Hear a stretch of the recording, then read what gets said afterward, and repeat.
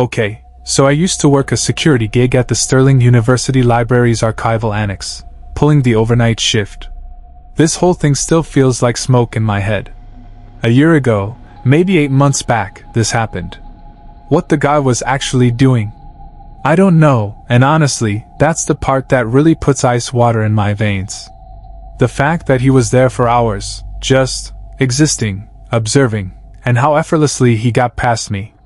It makes the back of my throat burn when I replay the silence in my mind. The Sterling Library itself is this massive, Gothic revival monster. 5 floors of stacked rows, marble floors so polished they echo like a cathedral, and the air always smelling like coffee and pre-World War I dust. At night, it felt less like a functional space and more like a crypt. My section was the overnight service desk. The main doors lock automatically at midnight, solid brass and thick glass, and after that, faculty or students with high-level access have to flash their IDs at the video intercom and punch in a secure code to get past the antechamber. My shift ran from 10:30 p.m. to 6:30 a.m. total isolation. On any given weeknight, we'd have maybe 4 or 5 serious grad students or visiting scholars using the research terminals. Most of my job was just monitoring the security screens, reading the nightly usage log reports, or watching slow-motion YouTube clips on my phone if the system traffic was dead quiet, which it usually was. My actual workspace was a glass-walled security box planted right in the center of the main, echoing entrance hall, plenty of visibility, but with a thin barrier of glass between me and the rest of the silent, multi-floor mausoleum. Nothing stirs after 1 a.m. It's a point of pride that the place shuts down like a vault. But around 11:10 p.m. on a Tuesday night in late October, the intercom buzzed. Not a student. A man stood at the exterior door. Mid-40s. He certainly looked legitimate, old-school university attire. Fitted suit trousers, a tweed jacket, thin tie, and his hair was precisely cut and slightly too neat for 11 p.m. He was carrying a slim, vintage leather briefcase. No backpack, no scuffed messenger bag, just an artifact of academic authority. He didn't look tired. He looked simply still. Upon buzzing him into the antechamber, he approached my desk with what I initially read as quiet intensity. He stated, in a low, even tone, that he was a visiting fellow and needed emergency access to the rare journals archive on the 4th floor since his institutional badge had apparently failed. A critical overnight deadline, he said, not as an apology, but as a simple, objective fact. Our procedure for these kinds of requests was to issue a temporary, single-night access card for a small, non-refundable deposit/fee, our way of ensuring legitimacy and covering power use.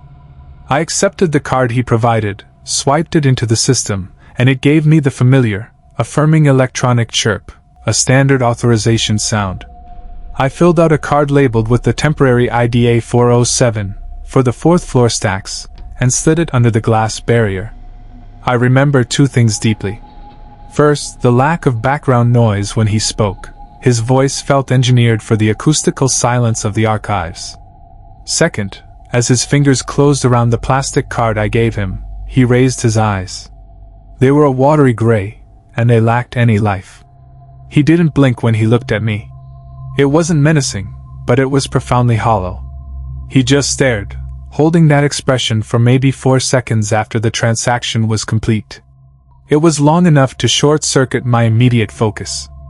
Then, without a word, he turned crisply and headed toward the main marble staircase, away from the elevators, slowly disappearing into the shadows of the mezzanine.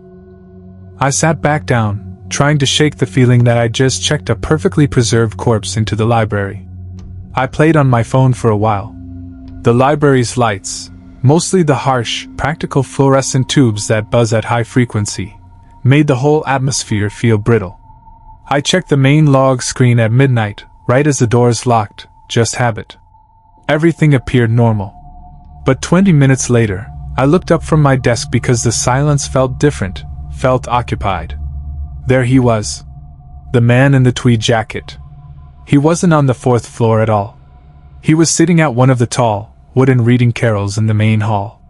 Not one of the comfortable leather reading chairs, but a high-backed booth set aside for intensive study. And this Carell was placed almost directly in line with my glass office. He wasn't reading. He wasn't even attempting to look at his phone. There was no laptop. He was sitting with his leather briefcase closed on the table in front of him, hands folded neatly over it, and he was staring straight ahead at a permanent digital ticker screen near the rare data terminals. A dark screen that currently displayed no information since that service had been deactivated for the night. I figured maybe he needed a break, or maybe an unfamiliar archive was causing him grief. Sometimes people get lost in their own heads. But as half an hour crawled past, I saw that literally nothing had changed. He hadn't shifted position. The only proof of life was that he didn't slouch. He was unnaturally straight-backed. He was just a perfect tableau of inertia. Around 1 a.m., the caffeine jitters finally demanded more fuel. I had to walk about 50 feet across the cavernous marble floor to the vending machine near the rear service stairs. As I started to walk out from around the desk, I caught the slightest, slowest movement from his direction. He turned his head. I couldn't bring myself to look at him directly. I forced my eyes to the polished floor, but the entire 50-foot journey felt like walking through a scoped sight. The distinct, physical weight of his empty gaze tracked me the entire distance to the machine and back. When I sat back down behind the safety of the glass, my skin felt oddly cool and damp, and my hands were definitely shaking. My anxiety turned to action, a need to verify his legitimacy or call the police. That's when I finally dove deep into the library's security and reservation system. Just wanting a distraction, my fingers typed his temporary IDA 407. And the system choked. The prompt flashed, non-active key/transaction error. There was no name associated with the transaction. The card number he presented had authorized the initial plastic key issue but had bounced the actual deposit/fee. The key itself should have been immediately deactivated. He was, technically, the university's liability, a guest without paperwork or payment, and worse, a phantom on the log. Confused and sick to my stomach, I called the phone line associated with that temporary station. It just rang forever, no sign of the archive extension picking up a call. Next, I checked the keycard entry log for every secured point, including the 4th floor door to the main stacks, and found nothing. No entry, no exit, no verification at all. The card hadn't been used. He had never even bothered to try accessing the critical research he'd claimed to need. He got the card and immediately came downstairs just to sit and stare. I sat there stewing in adrenaline, watching him, trying to logically explain away the terror. Maybe the system glitched? Unlikely. He was unregistered and never accessed his designated point. I waited another restless 15 minutes. Finally, at 1:45 a.m., I got up and walked over. "Sir, I'm sorry to bother you again. Did you find all the source material you need?" He moved his head slowly back to me, the same placid, indifferent expression locked on his face. "I am just processing the vast silence," he murmured, the words flat and even. It felt clinical, less like he was speaking to me and more like he was speaking a truth inside a void. Then the eyes shifted back to the blank digital screen. I just nodded, completely defeated by the non-commitment of his answer and the unnerving lack of human engagement, and retreated to my desk, my jaw tight. The sheer weight of the threat increased around 2:15 a.m. I looked up. His designated seat was empty. My breath seized in my chest. I frantically zoomed through the feeds. I didn't see him milling around the central desk area. I scanned the first-floor perimeter cameras. And there he was. He was standing perfectly still, positioned near the entrance to the climate-controlled manuscripts vault, the most restricted area in the entire building. It was pitch black in that corner, relying on ambient light from the central hall. He was just a silhouette, a shadow, holding his rigid, perfectly still posture, doing nothing but staring into the secured doorway. I watched the clock. He stood like that for nearly 3 full minutes. Then, with the fluid, unnatural grace of a shark turning, he silently walked back past the security box and settled back into his Carell, the picture of innocuous patience. I realized I needed help that wasn't coming. I needed verification that my reality was being impacted. I called my night supervisor, an older professor named Dr. Stoltz, at home. I tried to keep my voice regulated. "There's a non-registered man here. System shows no access. He's just sitting and staring for 3 different hours, making me extremely uneasy, and he just disappeared into a dark corner next to the vaulted archives." Dr. Stoltz sounded ancient and tired, rolling over in bed. "He's sitting, not talking to people, and staring at a wall? That's what scholars do late at night, son. Unless he tries to bypass security gates or starts breaking fixtures, he's your problem to monitor. The best advice I can give you is to stop making this an issue. Check the cameras. But only call campus security if you literally see him trying to break into the restricted sections." He hung up with a tired sigh, leaving a dial tone in a vacuum for a moment. I knew, with absolute internal clarity, that this was wrong. The feeling was palpable. It already felt threatening in its intense stillness, but no one on the outside could see it. I realized the isolation was profound. After that, his movement began to accelerate, and he did exactly what I had been doing, checking and rechecking. I kept my eye glued on the multi-screen monitor. After 2:30 a.m., he was everywhere. The camera log showed him in the empty third-floor mezzanine for 10 minutes at a time, just standing silently in the walkway between the massive, uncatalogued stacks. Then he'd move to the far fire exit door and stand inside the stairwell for a prolonged period, just in the gap between the floors. Every single position he adopted, near the main lift, near the distant vending machine, on the mezzanine, was always followed by a long moment of staring toward the central desk, staring at my presence in the glass box as I hid behind the computer monitor. He was systematically mapping angles and visibility. By 3:30 a.m. I had enough. My hands were slick with cold sweat. I called the non-emergency desk of the campus security patrol. I explained clearly, avoiding emotional words like stalking, that a man had been in the building since 11 p.m. using fraudulent credentials, was actively unregistered, and was now prowling the empty building rather than using his designated study space. They said they'd dispatched an officer, but they were delayed. The wait was excruciating.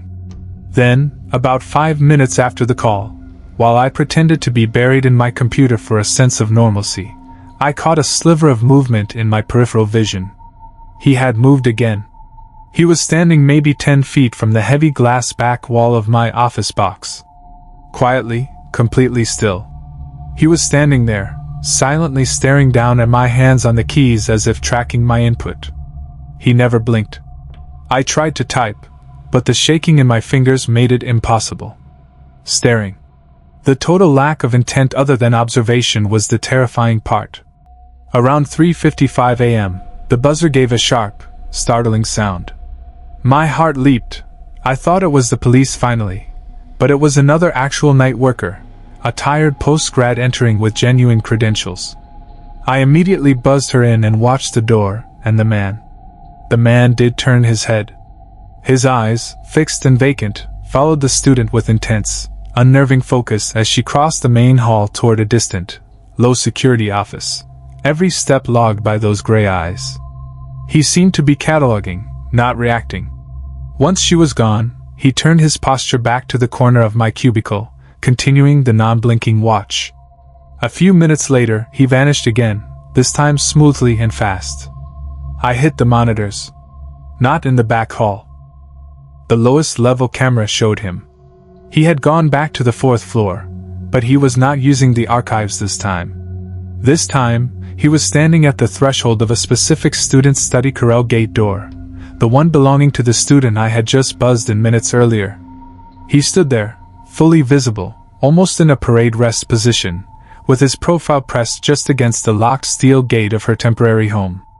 I grabbed the internal phone and punched in the main campus emergency number, the equivalent of 911 for the university, and screamed, "I have an unauthorized invader standing outside a secured student's room. He's a registered risk and he won't move." I swore officers were en route, and I desperately clung to the camera feed.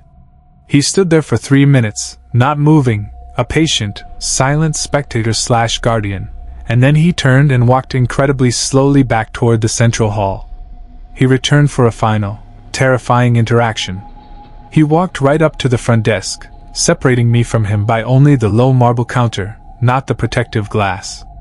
He leaned in. His voice, that unnervingly soft whisper, was now just inches from my ear. He asked, his eyes never leaving mine. "Tell me, are there any points of access for unsecured data within this physical frame that can be temporarily utilized?" I simply pointed, with a shaking finger, toward the open public terminal in the other corner of the lobby.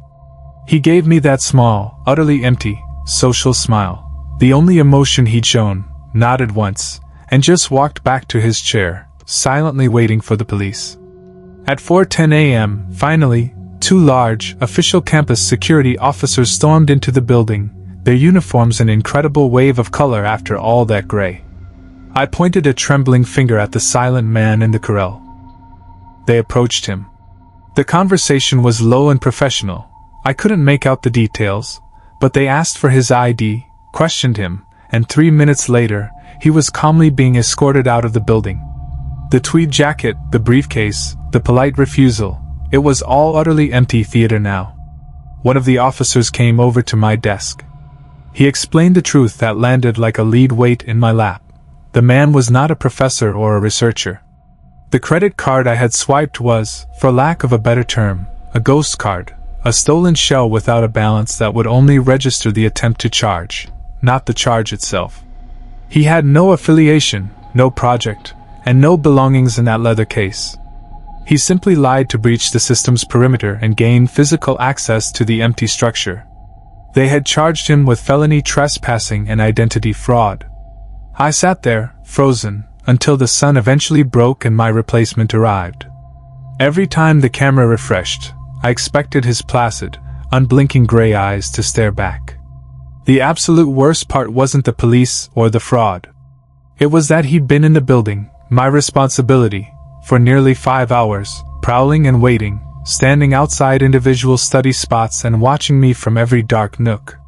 He took what was supposed to be the safest, most isolated, and quietest structure and turned it into my own psychological terror chamber. I still have no real idea what his endgame was. He didn't steal a single thing, but I know the silence he was processing was not peace. It was menace. The campus security officer did come into my glass box to finalize the paperwork shortly after the sun came up, talking about protocol, the charge formalization, even giving me a little commendatory pat on the shoulder, saying I'd handled the unexpected intruder well. But he never understood the truth. It wasn't about the stuff, not data, not books or theft. For those long, dead hours, this man achieved his only goal. He established a total psychographic presence in a space that was fundamentally safe. He used the quiet, the isolation, and my professional routine to construct a private stage where I was the single, primary mark. His perfect lack of visible motive, that he only stood and stared and observed, is the part that remains most painfully illogical and terrifying. I don't know who he was, a black hat data thief? A mundane sociopath drawn to institutional isolation? He was an intrusion that proved security is not always about steel and electronics. Sometimes, it's just thin glass. I was out of that job within the week, trading the ghost for noise. But even now, in the busiest city noise, my ears listen for the unnatural quality of an unblinking, isolating silence. That night, I learned exactly how simple it is to become a specific, cataloged target when your only defense is a false assumption of safety. And how long 5 hours can feel before you finally confirm that the fear is real.